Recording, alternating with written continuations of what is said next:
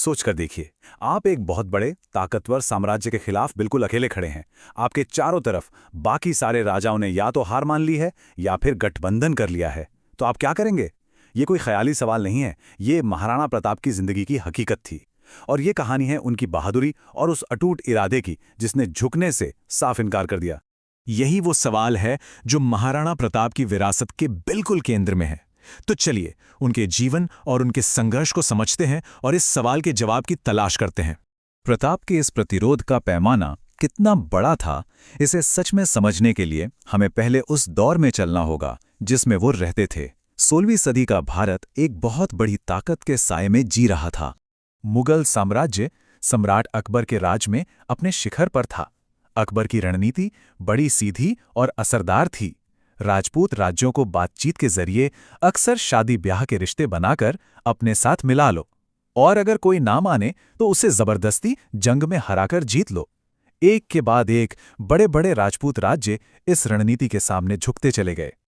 अब इसे देखिए, इससे पूरी तस्वीर साफ हो जाती है।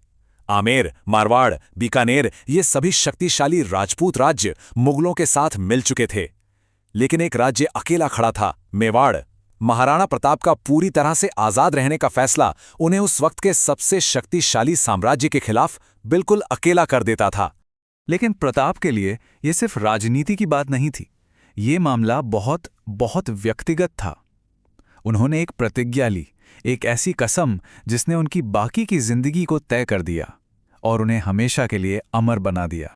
ये सिर्फ शब्द नहीं थे, ये उनकी आत्मा से निकली एक आवाज थी। उन्होंने अपनी मातृभूमि की आज़ादी के लिए अपने सारे ऐशो आराम और सुख सुविधाओं को त्याग दिया। उनके लिए ये सिर्फ एक लड़ाई नहीं थी, ये एक पवित्र फर्ज था। और ये कोई कुछ पल का जुनून नहीं था। 20 साल से भी ज्यादा अपने राज्याभिषेक से लेकर अपनी मौत तक प्रताप अपनी इस कसम पर टिके रहे। उन्होंने अपने महलों को छोड़ दिया और जंगलों में एक मुश्किल भरी जिंदगी बिताई। उनका ध्यान हमेशा बस एक ही लक्ष्य पर था, अपनी जमीन को आज़ाद कराना। उन्होंने अपनी शपथ कभी नहीं तोड़ी। हल्दी घाटी की मशहूर लड़ाई बहुत भयंकर थी, बहुत खूनी थी, लेकिन उसका कोई नतीजा नहीं निकला। इस लड़ाई ने प्रताप को एक बहुत जरूरी सबक सिखाया। वो इतनी बड़ी मुगल सेना को आमने सामने की लड़ाई में नहीं हरा सकते थे, इसलिए उन्होंने युद्ध का मैदान ही बदल दिया। हल्दी घाटी के बाद प्रताप को यह एहसास हो गया था कि मुगलों की भारी भरकम सेना से खुले मैदान में लड़ना बहुत मुश्किल होगा। तो उन्होंने एक नई रणनीति अपनाई और अरावली की ऊबड़ खाबड़ पहाड़ियों को अपना किला और अपना नया युद्ध क्षेत्र बना लिया। और एक शानदार चाल थी। इस चाल ने उनकी सबसे बड़ी कमजोरी यानी सैनिकों की कमी को ही उनकी ताकत में बदल दिया। उन्होंने इलाके को ही एक हथियार की तरह इस्तेमाल किया। उनकी सेना पहाड़ों से अचानक हमला करती और फिर गायब हो जाती। उन्होंने दुश्मन के रसद के रास्तों को काट दिया, मुगलों का मनोबल तोड़ा और भील जनजाति जैसे स्थानीय लोगों के समर्थन और जानकारी का पूरा फायदा उठाया। ये पारंपरिक युद्ध नहीं था, ये था गुरिल्ला युद्ध, और प्रताप इसमें माहिर थे।